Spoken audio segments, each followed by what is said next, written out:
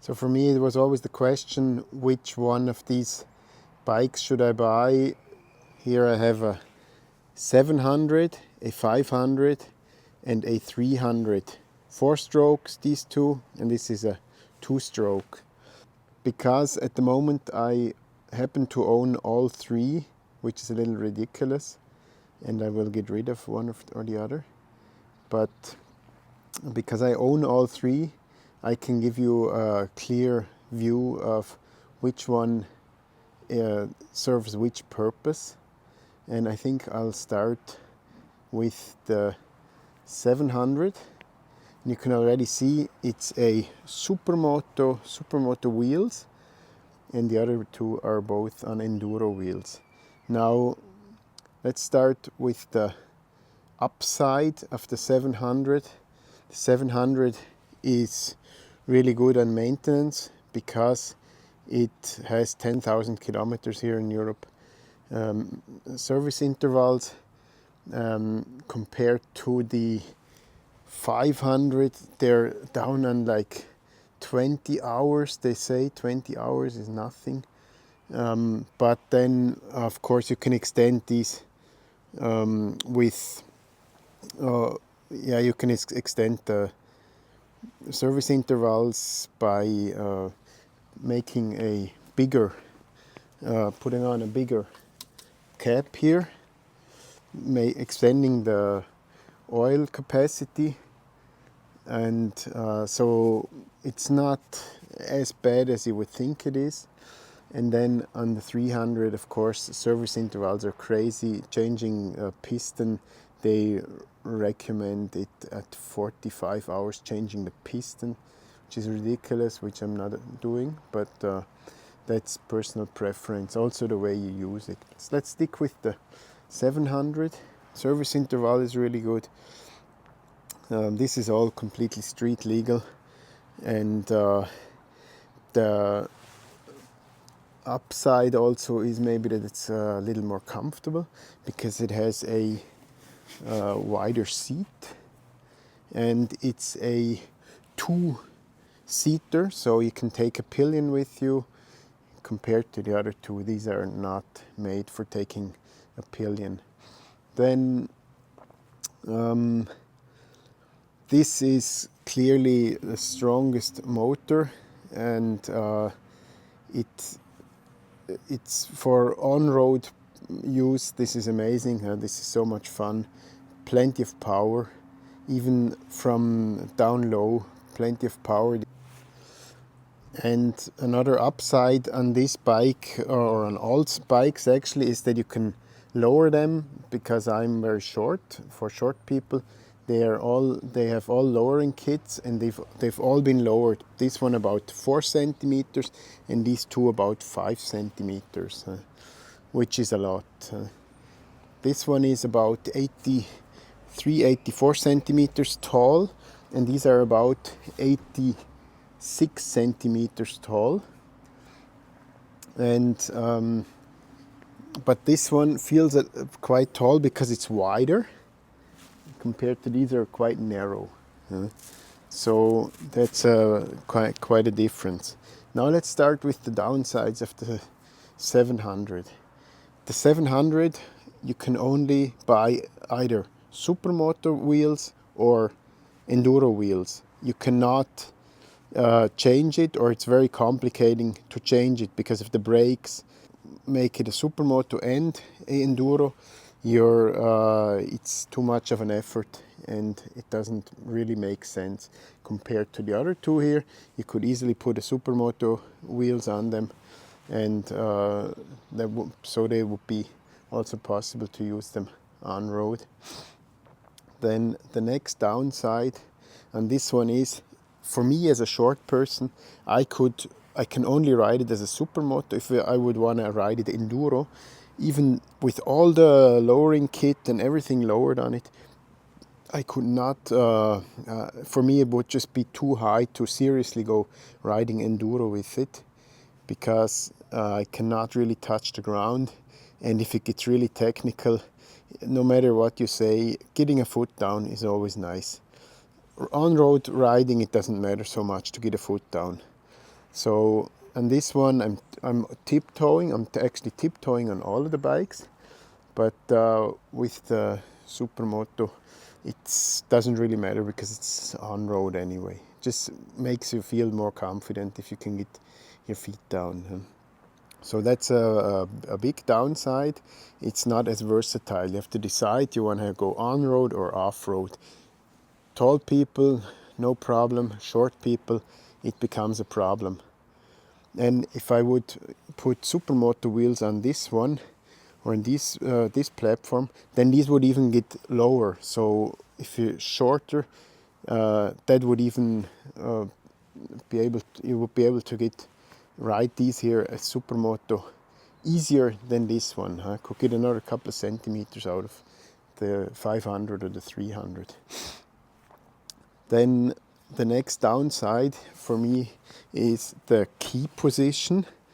Because if you want to put a tank bag on, this key is just in the wrong position, in my opinion. Could be somewhere up here. Huh?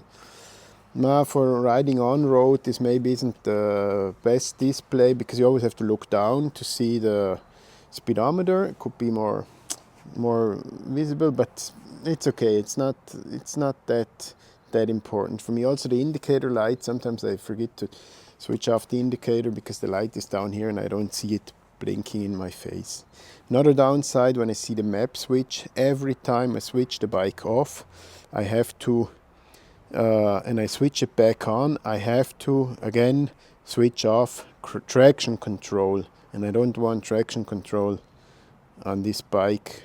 Maybe when it's raining, but then when it's raining I don't ride it anyway, so I don't really need traction control. So every time I have to switch off traction control, and you have to close the gas, close the throttle for some time for it to switch. That's annoying. The map switch stays, that's okay. Huh? And the other downside on this bike is also the tank. It's good that it's at the back because it's good for the weight contribution, but it's not ideal if you want to put luggage on the back. You always have to get the luggage off. The next thing is putting soft luggage on this bike here. The exhaust is way too hot, so the Mascomoto luggage you can't even put on. You would have to change the exhaust to aftermarket. That doesn't get as hot, so another downside.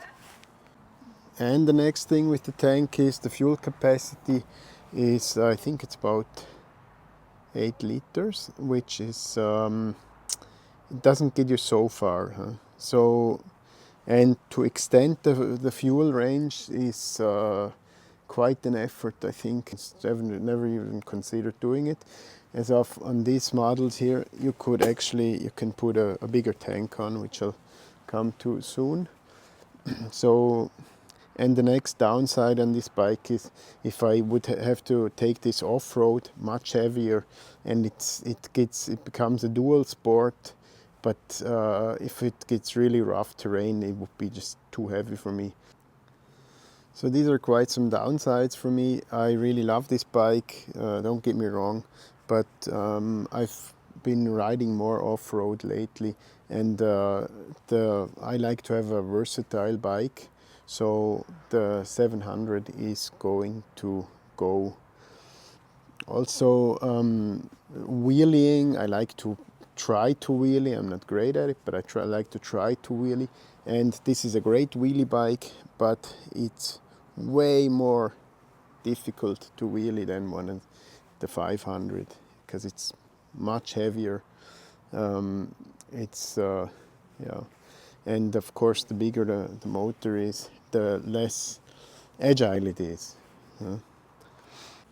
Maybe one more downside on this one is also if you crash it, it's very easy to break some stuff on this one.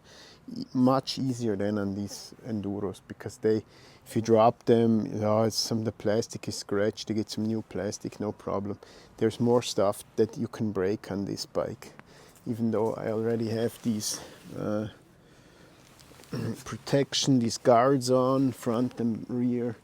but fortunately I've never had an accident with it, so it still looks really good. Yeah, that's about it on the 700. Then the 500 at the moment I think is one of my favorite bikes because it's so versatile. This one originally comes without the tank, of course, so here I put a big tank on. This is 14.8 liters and I get a range of about 300 kilometers out of this, which is really good. Then the low center of gravity because of the tank down here, I could hardly feel this here. Of course, when it's full and you're going hard enduro, then it's a different story. But I could always change this when it takes about half an hour to change the tank. So if I would say I'm just going to do a lot of hard enduro in the following weeks, then I would change the tank. But for what I'm doing now, this is totally okay. A little bit annoying is that the tank can get in your way when you're trying to go back and forth on the bike. But even with this little bag here, I'm actually okay. If I'm standing up, going uphill quite steep, then I would tend to take this bag off, and then it's still okay with the tank. So that's one upside. And the other upside that I already mentioned is changing wheels. Very easy. Put some supermoto wheels on, no problem, and then you have a supermoto. Or what I would do with this, I wouldn't even bother to change the wheel size. I would just put tires, more street-oriented tires on, and that's totally okay for me. So I actually like the 21-inch wheels, or even on-road. Then what I like about this one, that it doesn't need a key, or both of these. You don't need a key to start them. I like that. But of course, when you want to stand this bike somewhere and leave it behind, then you have to secure it.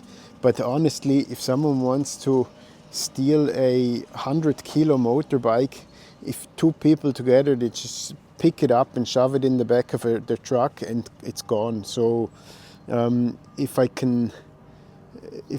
I have an ignition key or not doesn't make so much of a difference to me. Actually, I think what is better is to put one of these locks on it with an alarm. So one more upside on this bike is it's as I said already, you can drop it and not much happens. I actually had a fall on the pavement. My front wheel just slipped away underneath me. There was some fine sand and the bike just skid off, and I was down on my ass. My pants were torn, and this is all you can see here, and that really doesn't matter. The rest of the bike you can't even tell that it's been down. I think here maybe on the foot peg, but that's like so minor. So that's really good on this bike. Then, well, downside of course is that you can take a pillion on both, but that's personal preference. I don't like to ride with pillion anyway. What's very good about these bikes is 108 kilos fuel, fully fueled. Maybe now with the new tank, I would say 122 kilos fully fueled, 300 kilometer capacity range. So this is that's really amazing. Downside is maybe that it's not as comfortable as the 700, but even the seat of the 700 is not the most comfortable that you can imagine.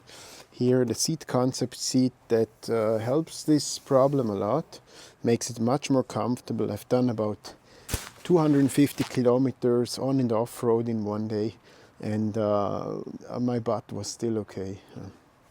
Then one downside that I had on this here, I actually put if you can see in another video that I made, the rear fender was extended, and after on the first ride I just lost it I lost my license plate, so now it's attached like this, which is okay here and there, but it's in some countries this is not street legal with the angle.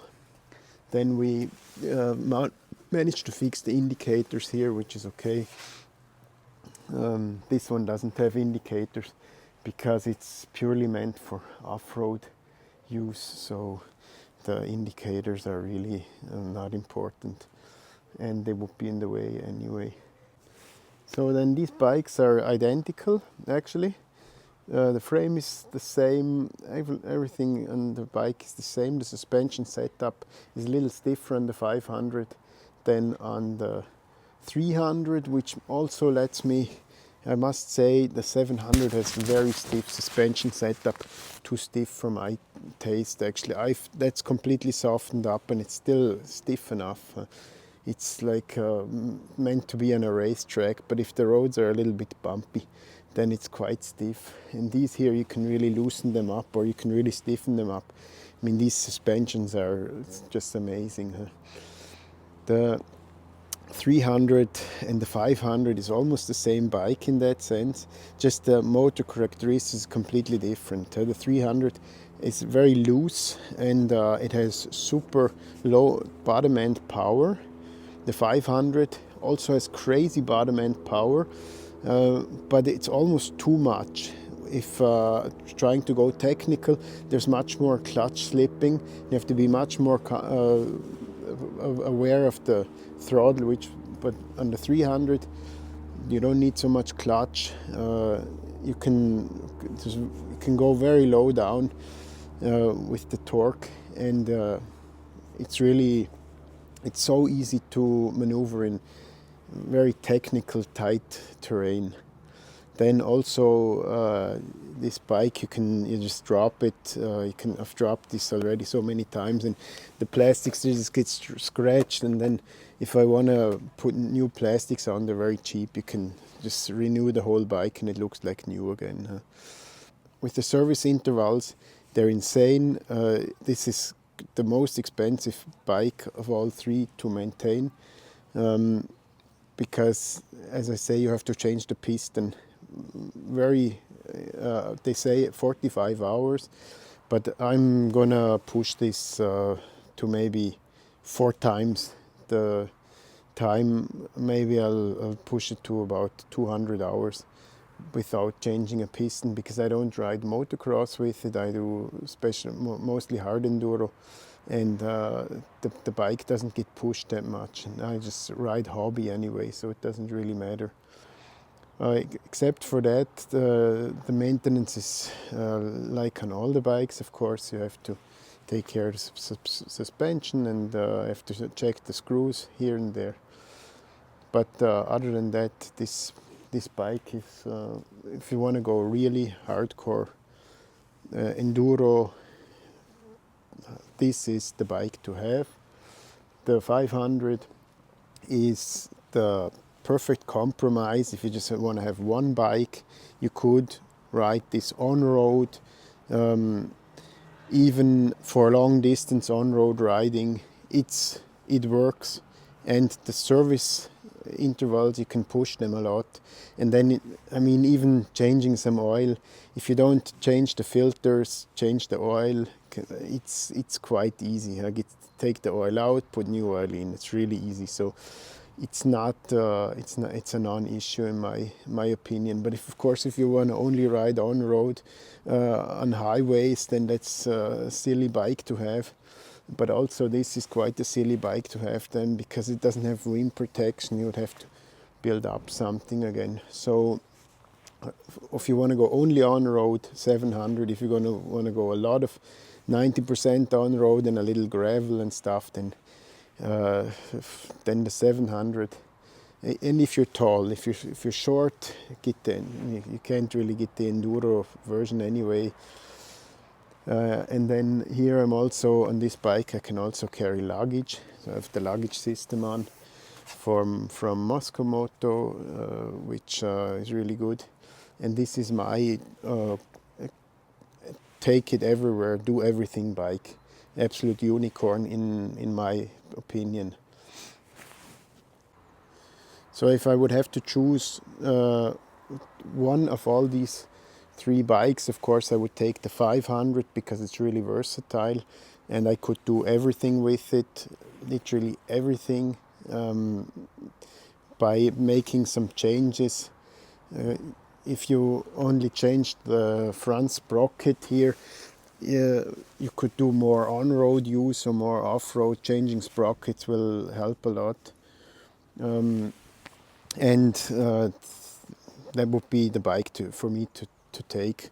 Changing the wheels, change some tires, and it's so many. This in one bike you have so many different bikes. And if I can choose to have two bikes, for me it's definitely these two. I'm gonna keep the 300 because I love hard enduro a lot, and I'll keep the 500. And the 700 I don't really need anymore because it's being filled in by the 500. I might have to mention that I still have the Aprilia Touareg, which is really good for on-road and for everything, all purposes. That's why I think I can skip having a Husqvarna 700. I had the 700 now for 3 years, and I really liked it, but now I don't have so much use anymore for it because I have the 500. I hope I could help you a little bit with your choice, which bike that you want to get. And if you like my videos, consider subscribing or at least leave a like here. That always helps the algorithm.